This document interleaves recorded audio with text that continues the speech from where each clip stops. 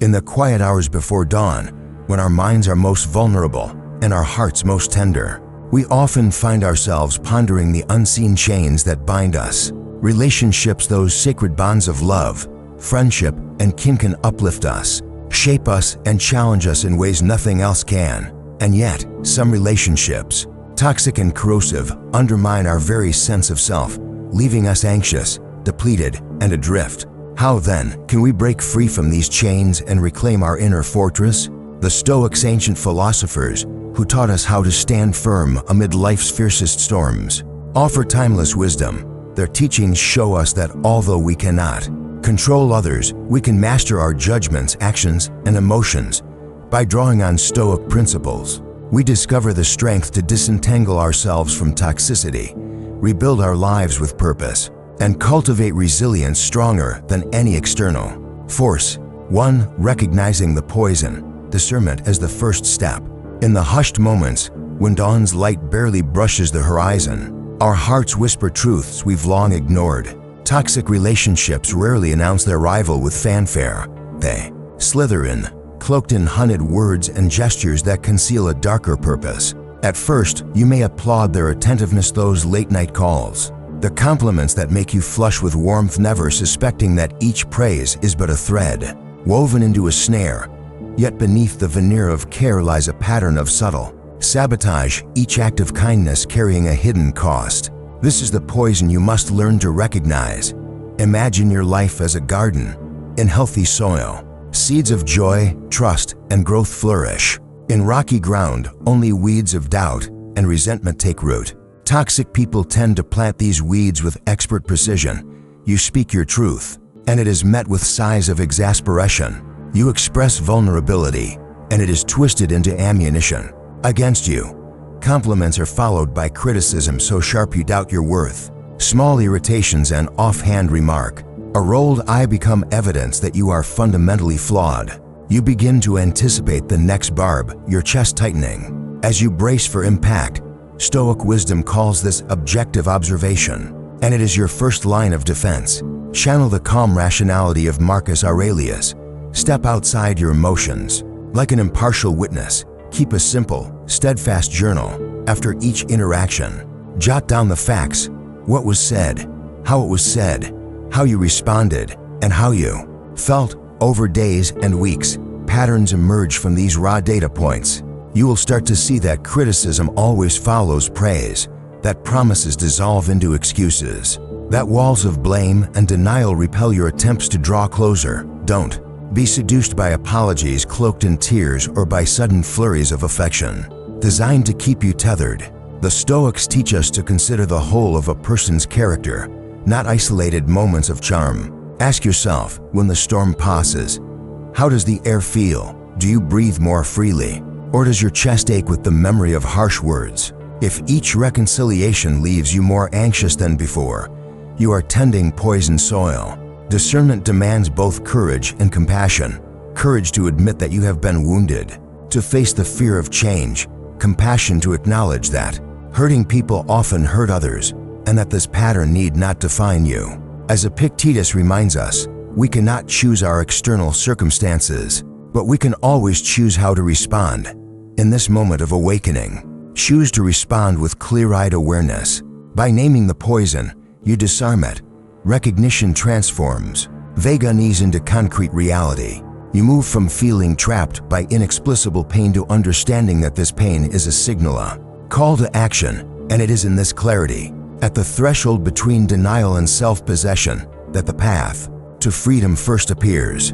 To understanding what you can control, the core of Stoic freedom. In the crucible of toxic influence, it can feel as though every breath you take, every word you utter, is subject to another's capricious will. Yet the Stoics remind us that within this apparent chaos lies the spark of true freedom, the power to choose our responses. Epictetus, once bound in chains as a slave, declared that the only genuine possessions we hold are our judgments, our desires, our aversions, and the actions we deliberately undertake. Everything else, the moods of others, their words, their betrayals, belongs to the realm of externals, beyond our rightful jurisdiction. Begin by drawing an unflinching line between these two spheres. On a blank page, divide your thoughts into what I can control and what I cannot control. In the latter column, list the attitudes and behaviors of the person whose toxicity darkens your days. Their anger, their jealousy, their need to dominate, these are outside your domain. In the former, write down what remains unassailable, your decision to speak or remain silent, to stand firm in your values or to concede out of fear, your choice to seek truth rather than excuse dishonesty, your commitment to protect your peace even when storms rage around you. This exercise is more than mere paperwork, it is a powerful ritual of liberation. As you name each controllable element, feel the weight lift from your shoulders. You no longer chase the impossible goal of changing another's heart. Instead, you marshal your energy toward what truly matters, maintaining your integrity, upholding your self-respect, and reclaiming the sanctity of your inner life.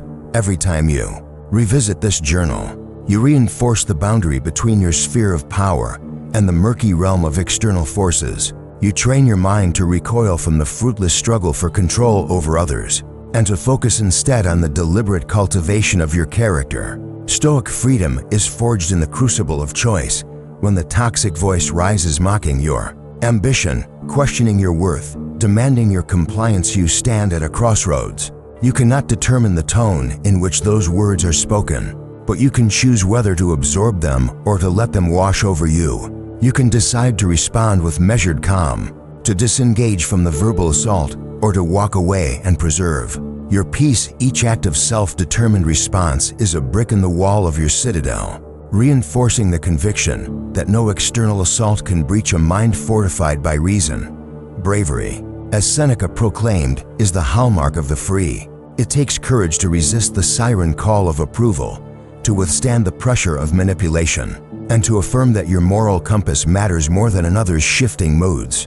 But courage is not the absence of fear, it is the refusal to let fear dictate your actions. With each boundary you uphold, each refusal to engage on another's terms, you cultivate an unbreakable habit of self-governance. In this way, the Stoic path transforms you from victim to architect. By embracing the profound truth that only your judgments and actions lie within your control, you seize the reins of your destiny. The toxic storm may still rage around you, but within the fortress of your mind, reason reigns supreme and true freedom takes root. 3. Rehearsing separation, the Stoic premeditation of adversity. In the heart of Stoic practice lies a paradoxical path to courage. By imagining our worst fears, we dissolve their power. This ritual Premeditatio Malorum, the premeditation of adversity, transforms dread into readiness, paralysis into purpose. When you stand at the precipice of leaving a toxic bond, your mind trembles with visions of confrontation, loneliness, and regret. Yet it is precisely here, in the forge of anticipation, that you can temper your resolve into unbreakable steel.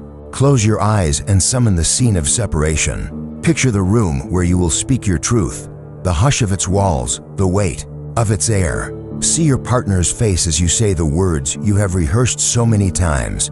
I can no longer stay in this relationship. Feel the tremor in your voice, the quickening of your pulse, the knot in your core. Imagine their reaction, perhaps shock, anger, or pleading tears, each a wave crashing against the rampart of your determination. Anticipate their attempts to draw you back, promises of change, declarations of love, veiled threats of abandonment.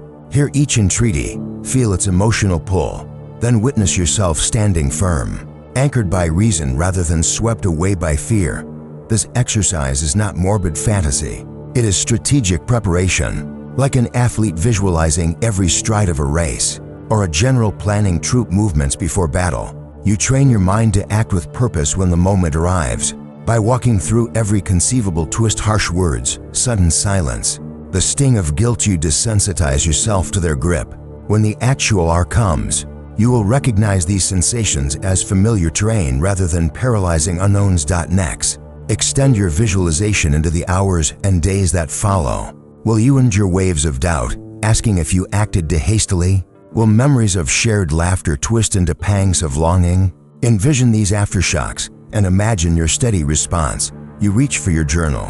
Instead of the phone, you walk through the park, feeling the ground beneath your feet. You breathe deeply, and remind yourself that momentary pain is the price of long-term peace. Practice the words you will tell yourself. I choose my well-being over this destructive cycle, or simply, I endure and I grow stronger. Through repeated rehearsal, the narrative in your mind shifts from chaos to clarity. What once seemed like a daunting mountain becomes a path laid step by deliberate step. Each iteration of your mental rehearsal glues another plank in the bridge from fear to action. You emerge not as someone fleeing in panic, but as a determined agent of your destiny and yielding, purposeful and unafraid of the cost. Ultimately, Premeditatio Malorum grants you a gift more precious than tranquility.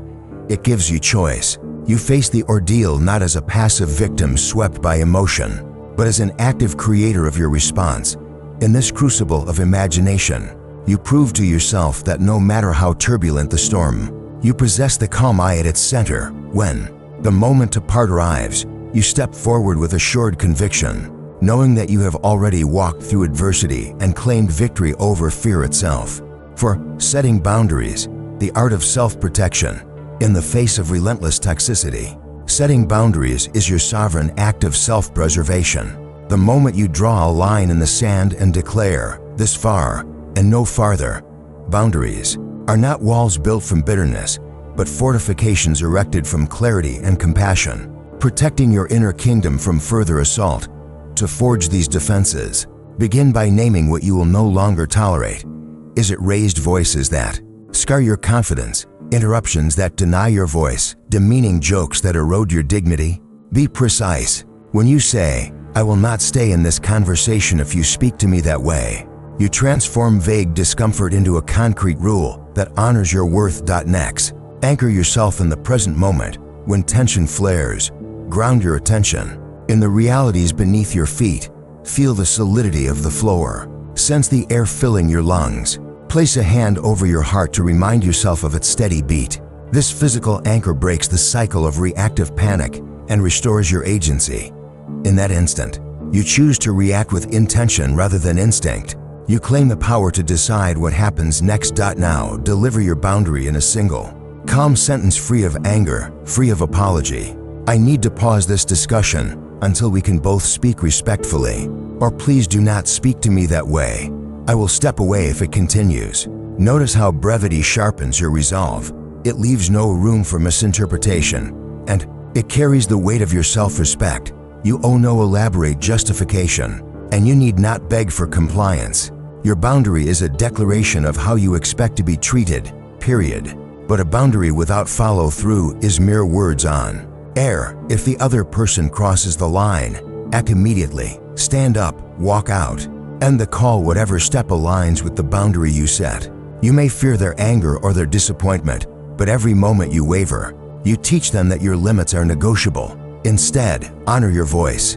The first time you enforce a boundary, you prove to yourself that you are capable of decisive action. With each repetition, your resolve grows stronger, and the toxic pattern loses its power to terrify you. Setting boundaries also means protecting your emotional landscape.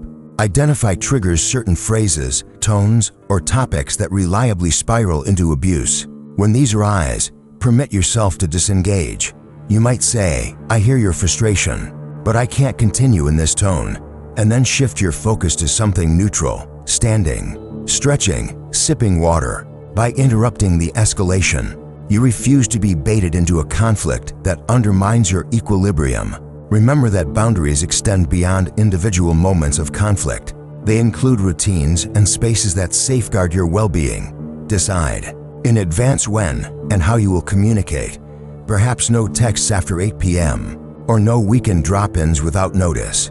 Protect your calendar as you would your most precious appointment, because your peace of mind is worth every safeguard.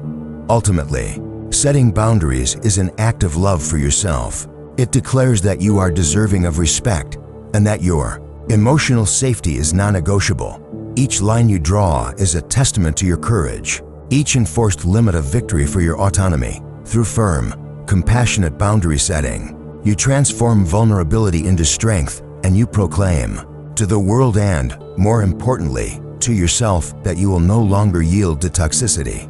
5. Cultivating inner resources. virtue as the antidote to toxicity. In the deepest chambers of our being lies a wellspring of resilience, our inner resources, forged through the pursuit of virtue, stand as the greatest antidote to the corrosive effects of toxic relationships. Stoicism teaches that the highest good is not found in the fickle affections of others, but in the steadfast cultivation of wisdom, courage, justice, and temperance. When we anchor ourselves in these cardinal virtues, we build an unshakable internal foundation that no external upheaval can topple. Begin with wisdom, the clarity of vision that discerns truth from illusion. When harsh words or manipulative tactics assail you, wisdom reminds you that those attacks reveal more about the speaker's wounds than your own. In the quiet of morning or wherever you find a moment's stillness, practice a brief mental review. What judgments have I made about this person's behavior? Are they grounded in fact or colored by fear and resentment? By repeatedly asking these questions, you train your mind to see beyond emotional turbulence and to respond from a place of insight rather than reaction. Next, embody courage, the willingness to act by your highest principles even when your heart trembles. Toxic relationships often demand our acquiescence through fear of conflict, fear of abandonment, fear of being selfish. Courage dissolves these chains. When you speak your truth, declaring your needs, upholding your boundaries, or choosing to walk away, you summon the same bravery Epictetus celebrated in enduring chain breaking. Each act of courage is a declaration: I will not betray my integrity. Justice then guides your interactions with fairness, to yourself as well as to others. It reminds you that respect is reciprocal and that you deserve to be treated with the same dignity you afford others. When someone's actions cross the line into disrespect or abuse, justice insists that you neither retaliate with vengeance nor humbly tolerate harm. Instead, you uphold a balanced response, insisting on accountability without abandoning compassion. This equilibrium preserves your moral center, preventing you from descending into the toxicity you reject. Finally, practice temperance, the art of governing your desires and impulses. Toxic relationships can trigger extremes of emotion, rage, despair, obsession that threaten to overwhelm your reason. Through temperance, you learn to moderate these surges, pausing to breathe, to reflect, and to choose your response with deliberation. When anger flares, resist the urge to lash out. When sorrow wells, resist plunging into self-pity. Instead, channel these powerful emotions into constructive steps, journaling your feelings, reaching out to trusted allies, or engaging in a grounding ritual such as mindful walking or focused breathing. To weave these virtues into daily life, adopt a simple evening ritual of reflective meditation. In a quiet notebook, review the day's trials and triumphs through the lens of each virtue. Where did wisdom guide you to see the true cause of pain? Where did courage empower you to act despite fear? In what moments did justice affirm your worth, or temperance spare you from an impulsive misstep? Celebrate your successes and gently note areas for growth, understanding that the path of virtue is lifelong practice rather than a final destination. Over time, this disciplined cultivation transforms your character into an inner citadel. Toxic words bounce off your armor of wisdom. Manipulative attempts crumble against your fortress of justice. Fear and doubt dissolve in the presence of courage, and emotional storms calm beneath the steady hand of temperance. In this way, virtue becomes more than an abstract ideal, it becomes your living reality. The crucible in which toxicity is not merely resisted, but alchemized into opportunity for greater strength and self-mastery. As you walk forward, know that the true power to thrive lies not in avoiding adversity, but in meeting it with a heart fortified by virtue, and in doing so, you embody the truest promise of Stoic freedom. 6. Seeking support, community, and reasoned counsel. In the crucible of change, Stoic self-reliance does not demand isolation, rather, it invites the strength of community and the clarity of reasoned counsel to guide us through our darkest hours. When you resolve to break free from toxicity, remember that even the greatest Stoics, Marcus Aurelius, Epictetus, and Seneca, found solace and wisdom in the company of friends, mentors, and fellow seekers of virtue. Seeking support is not a sign of weakness. It is a strategic act of courage that expands your resources beyond what any one mind can muster. First, look to friends who embody the qualities you aspire to cultivate: empathy, honesty, and steadfast integrity. These are the allies who listen without judgment, reflect your worth to you, and gently remind you of your inner citadel when your confidence wavers. As you share your story, the betrayals, the heartbreak, the unrelenting pressure to conform, you will be met with witnesses who acknowledge your pain rather than minimizing it. Their empathy becomes a mirror, showing you that you are not alone and that your suffering is neither shameful nor your fault. Next, seek out mentors or guides whose life experience equips them to offer reasoned advice. This could be a therapist trained in emotional resilience, a coach skilled in boundary setting, or a trusted elder who has navigated turbulent relationships of their own. When you speak with someone who listens with calm authority, you gain perspective. They help you distinguish between your fears, am I overreacting? Will I ever feel safe again? And the compelling evidence of toxicity you have meticulously gathered. Their guidance sharpens your discernment, reminding you that wise counsel is grounded in your principles, not in fleeting emotion. Stoics valued the dialectica method of inquiry through respectful dialogue. When you encounter conflicting thoughts, I owe them another chance versus I deserve peace, bring these to a trusted interlocutor. As you articulate both sides, your mentor or friend will challenge assumptions, ask probing questions, and help you arrive at conclusions born of reason rather than guilt or nostalgia. In this collaborative thinking, you forge a decision that resonates with your deepest values. Yet, not all support is constructive. As you vet potential allies, pay attention to whether they urge you toward strength or toward avoidance. Beware of those who sympathize with every excuse the toxic person offers, or who downplay your boundaries in the name of forgiveness. True support challenges you to uphold your dignity. Even when it feels uncomfortable, it does not cower at conflict, nor does it encourage you to return to the cycle of abuse for the sake of appearances. Community also extends beyond one-on-one conversations. Consider joining support groups, whether in person or online, where survivors of toxic relationships share tools, rituals, and stories of resilience. Hearing others recount their victories and setbacks reminds you that growth often unfolds through incremental steps and occasional stumbles. Their triumphs become living proof that recovery is possible, and their struggles humanize the process.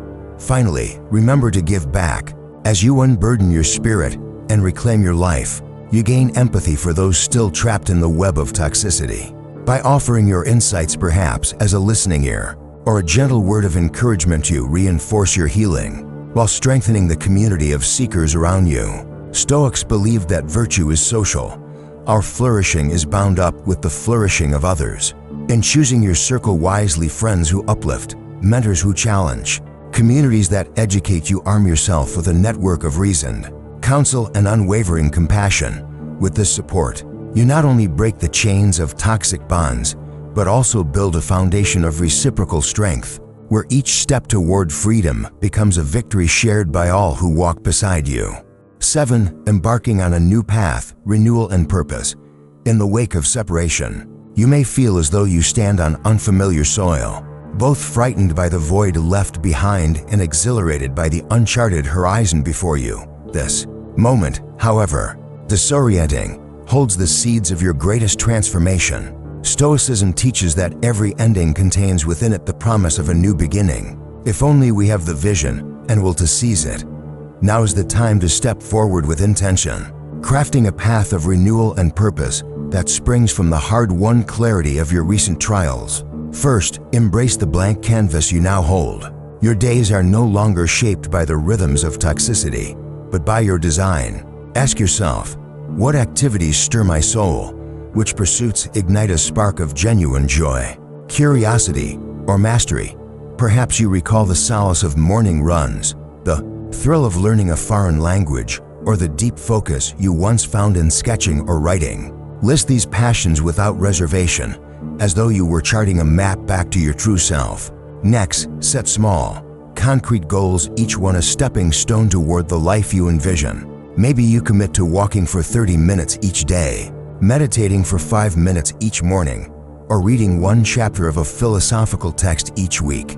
These modest commitments build momentum. They transform the amorphous desire for change into a series of deliberate actions. With each completed task, You reinforce the belief that you are more than your past suffering. You are a creator of your destiny. As you pursue these goals, cultivate a spirit of experimentation. Permit yourself to try new practices and abandon those that don't resonate. The Stoics valued adaptability. As Marcus Aurelius reminded himself, to live in harmony with nature means adapting to what happens. If you discover that yoga soothes your restless mind, deepen your practice.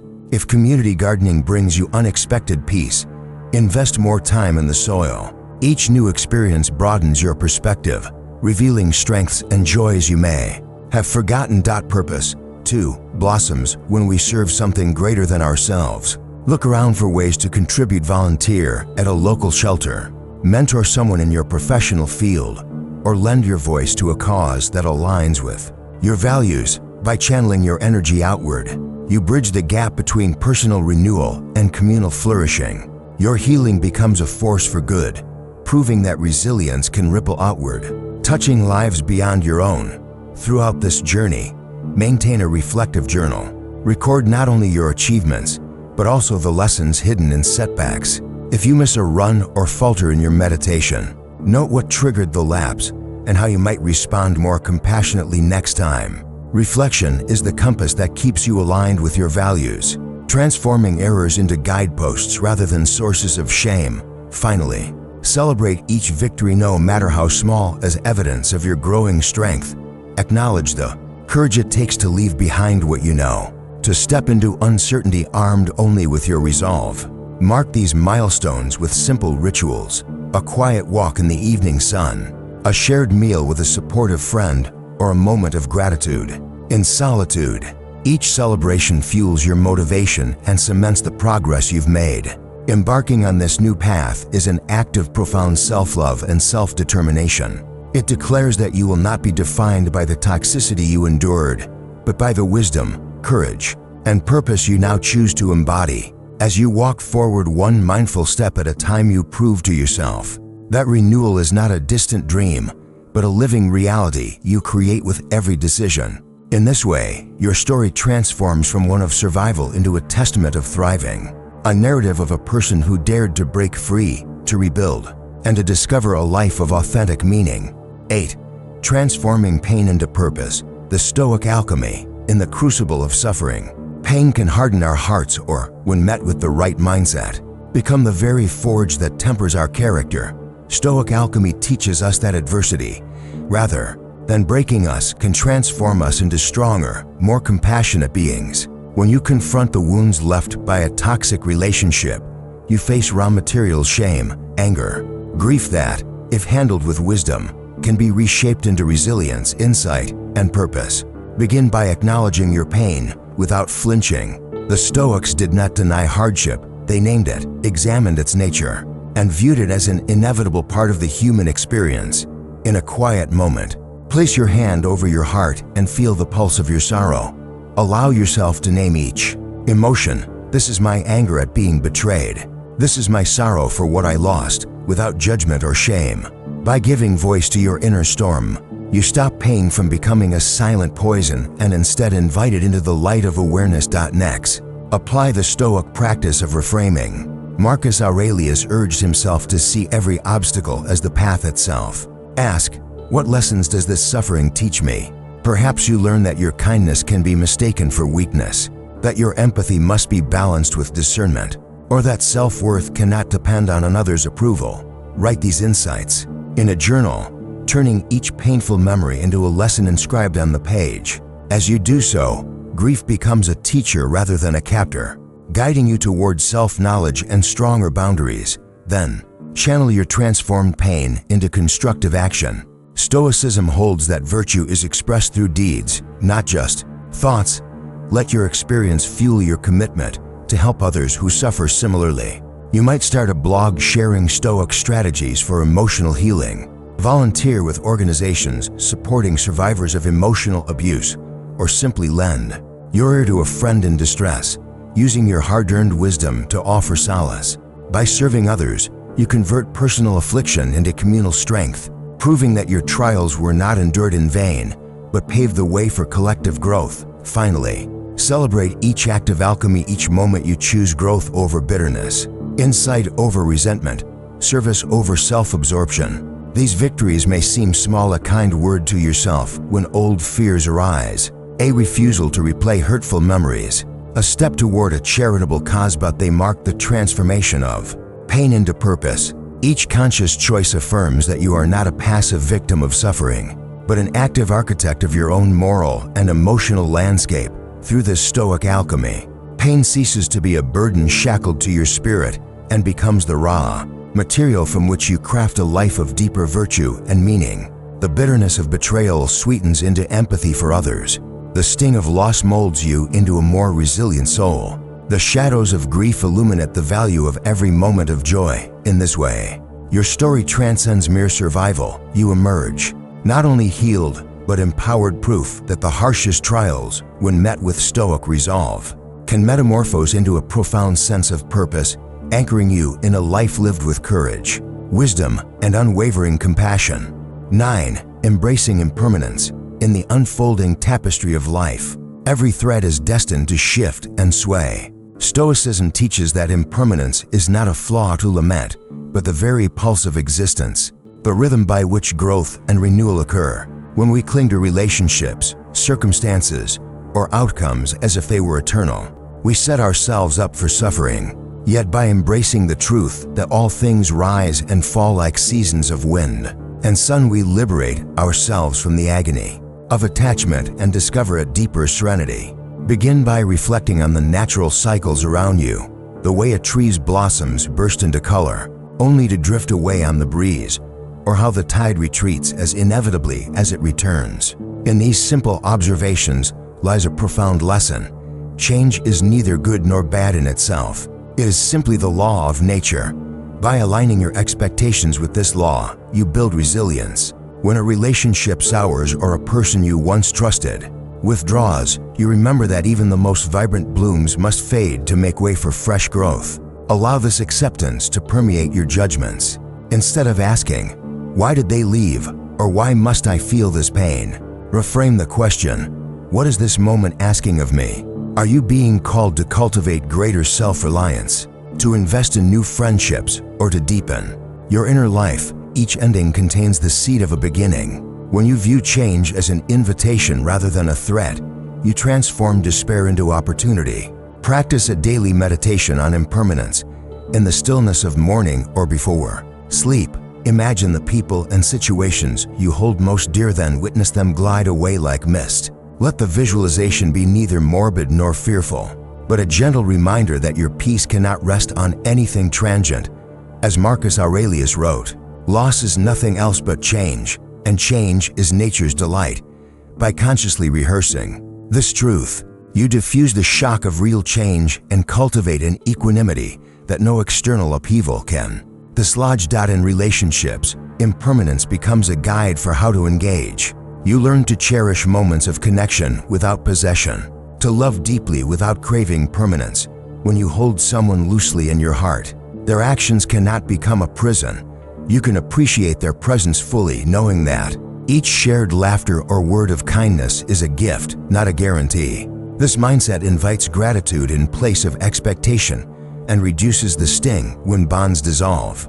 Journal your insights on impermanence and revisit them whenever you feel nostalgia turning into regret or hope curdling into desperation. Record instances where you resisted change and the cost that resistance exacted, alongside moments when you flowed with the current and found unexpected peace. Over time, these entries become a testament to your evolving mastery over attachment, a living archive of your growing capacity to ride life's waves rather than be swamped by them. Embrace the practice of memento mori, the Stoic reminder of mortality, not as a dark omen but as a clarifying lens. When you recall that your own life, too, is finite, the petty dramas of control and possessiveness shrink in significance. You recognize that every encounter, every challenge, every joy is precious precisely because it is fleeting. This realization sharpens your focus on what truly matters, living in alignment with your values and treating each day as an irreplaceable treasure. Ultimately, embracing impermanence frees you from the tyranny of expectation. You stand unshaken amid life's shifting sands, secure in the knowledge that nothing external can touch the citadel of your virtue. In letting go, you gain everything: peace in the face of loss, openness in the face of change, and an unwavering confidence that, whatever tomorrow brings, your inner fortress remains intact. By accepting the fundamental truth that all things pass, you step fully into the present moment and with it, into the boundless freedom of a life lived in harmony with nature's eternal dance. To break free from toxic relationships is no small feat. It demands clarity to see the poison, courage to enact change, and perseverance to rebuild. The Stoics offer a path. Anchor yourself in what you can control. Practice premeditation of adversity. Set and enforce boundaries. Cultivate virtue. Seek wise counsel, and transform pain into purpose.